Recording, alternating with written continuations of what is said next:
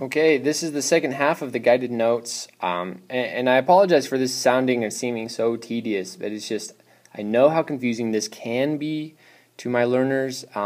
Usually when I'm doing this with my students and sitting down in a classroom, so not in an online environment, we spend a good 1 to 2 days just practicing these over and over. So this is the best way I know how to show and talk and also have you practice. So make sure you have the next half of the document printed or copied down or written out, or just doing something like creating this grid down here and then just kind of following along and practicing when I give you that time to practice. That would be the best thing for you.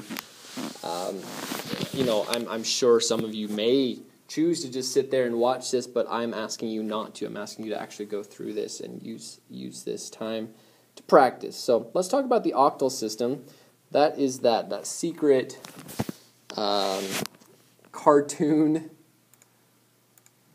world where we saw in the first introduction video the world with people who only have 4 fingers on each hand. So in a world where people would have developed only 4 fingers on each hand, there's a very good chance that world would also most likely be in a base 8 system. So we speculate, although we don't have any evidence, genuine evidence to support this.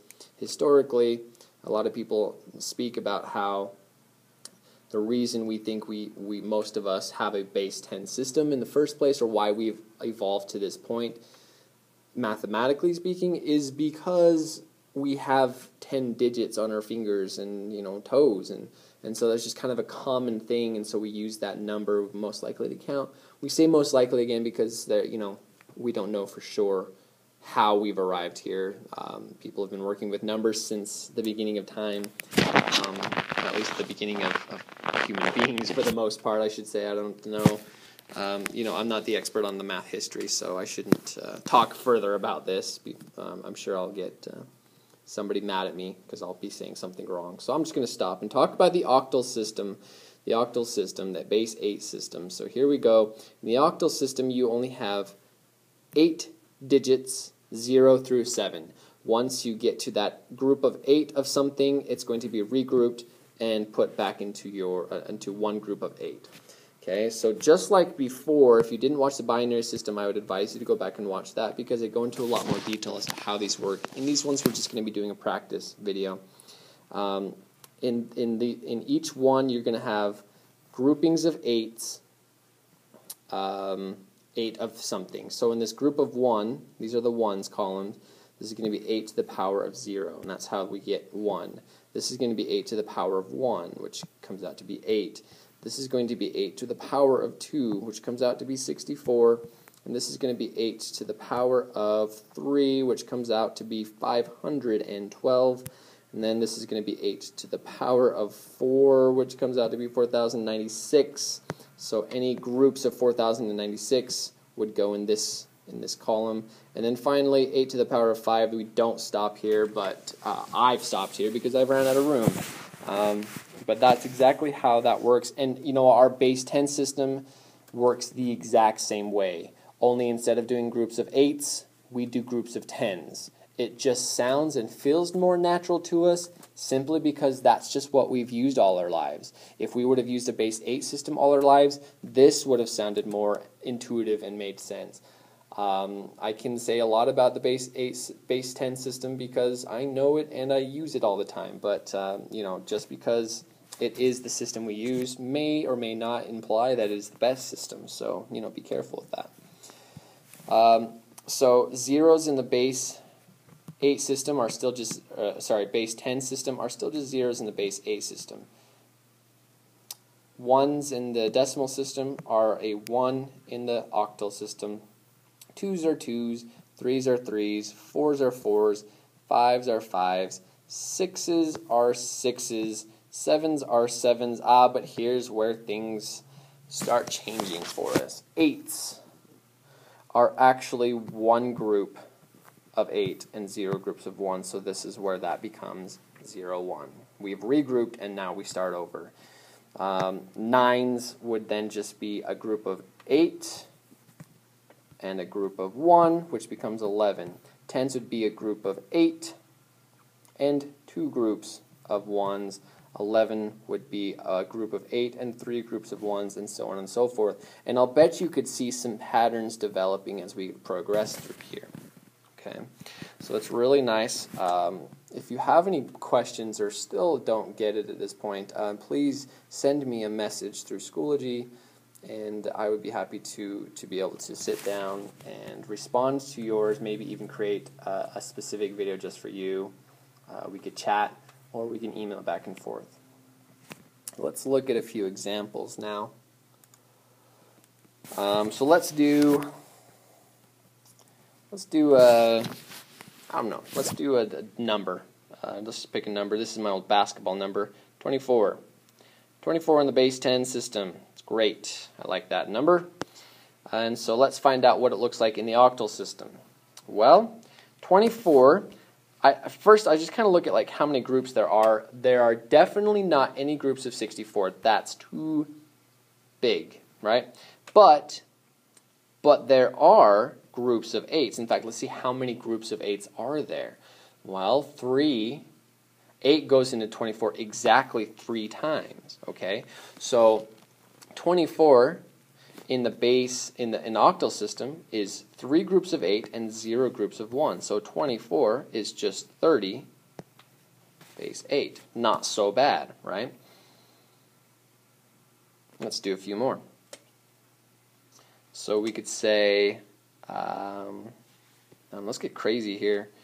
Let's do 111. Why not? 111 base 10. Okay, well, now, there's definitely no groups of 512s because there's just not that many. But there are some groups of 64s. Well, let's find out how many groups of 64s there are. So, 111, I'm doing this, divided by 64 comes out to be 1 and a little bit. So there is exactly one group of 64 in here, but now there's going to be a few leftovers. So once you get to 111, I'm just going to do 111 minus 64. I've got 47 left over. Okay, so remember, I've got one group of 64 here. And now I have 47 left over out of that 111. So now, how many groups of 8s fit into that 47? Well, if you do 47 divided by 8, you would find out in our system that 8 goes into 47 5 times. So I have exactly 5 groups of 8 that go into this.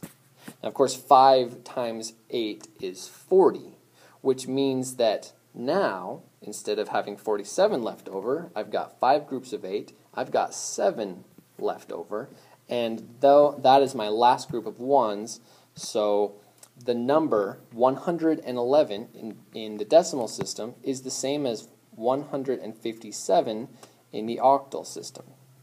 Kind of an interesting one to do. Let's do one more, and I apologize, I forgot to tell you to pause these.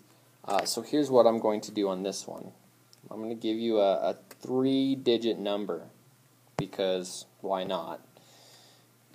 And then I want you, let's do 3,515 in the base 10 system. I want you to pause, and using this chart down here, using this information, I want you to convert this number to the octal system. Go. Okay, hopefully you were able to solve for the correct one. It's now, you're welcome to just watch. So here's what I'm going to do. I'm going to see how many groups of 512s go into this first. So I'm going to take my calculator and I'm just going to do 3,515 divided by 512. That's 6. So here's what we're going to do.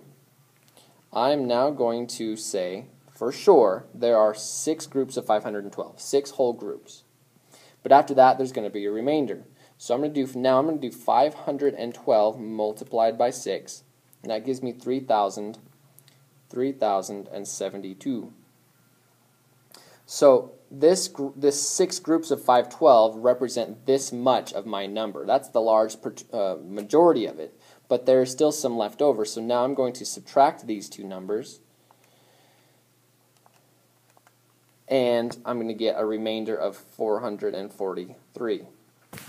Okay. Now, the next question is, how many groups of 64 can go into 443? Well, I'm just going to divide that number by 64. And turns out there are 6. Not exactly, but closer to 7, but for sure there is 6 whole groups of 64. So now I need to figure out what 6 times 64 is. That gives me 384. Well, 384 is most of this number, but there's still some left over. So I'm going to find the difference between 443 and 384. And that comes out to be 59. Now I got to think to myself, how many groups of 8 go into 59 evenly? So I can take my calculator and do 59 divided by 8, and I get 7. There are 7 whole groups of 8 that go into this number. So there are 7, and 7 times 8 is 56. So that means that's most of the number, 56, but there's still some left over. In fact, now at this point there's 3. How many groups of 1 go into 3? Well, 3. Whew. I know this seems like a long process, and it's just because it is. I don't know exactly how else to make it a quick process. A lot of you, as you're going through this, may see patterns, may recognize quicker ways to do it, but and you're welcome to implement those ways. But we would say 6,673 in the base 8 system is the same as 3,515 in the base 10 system. Okay. At this point, follow the directions on the assignment. You get to create just a short screencast, maybe kind of something like you've seen on mine, or you can just use a camera phone and just record yourself, maybe your hands on a piece of paper. I'd like for you to pick a single number, maybe one of your favorite numbers, maybe it's a lucky number, whatever, and I'd like for you to show how you would convert that number to both the base 2 system, the binary system, and the base 8 system, the octal system. And the only thing that I'm going to set as a rule is that you cannot do any of the numbers that I've done an example of. So none of the 3 numbers I've done examples of, nor can you do any of the numbers that I did in the introduction examples. So I've already done those, so I'm sorry if that was one of your favorite numbers, but please pick another one. And make sure it's a natural whole number. Don't worry about negatives for now. Don't worry about rational numbers for now. Don't worry about anything like that. Just a natural whole number, one of your favorites, something that I haven't already done, and it must be something larger than 8, because anything below that wouldn't be a very exciting conversion. Hopefully this is helpful for you. Thanks for watching, and I look forward to your submissions.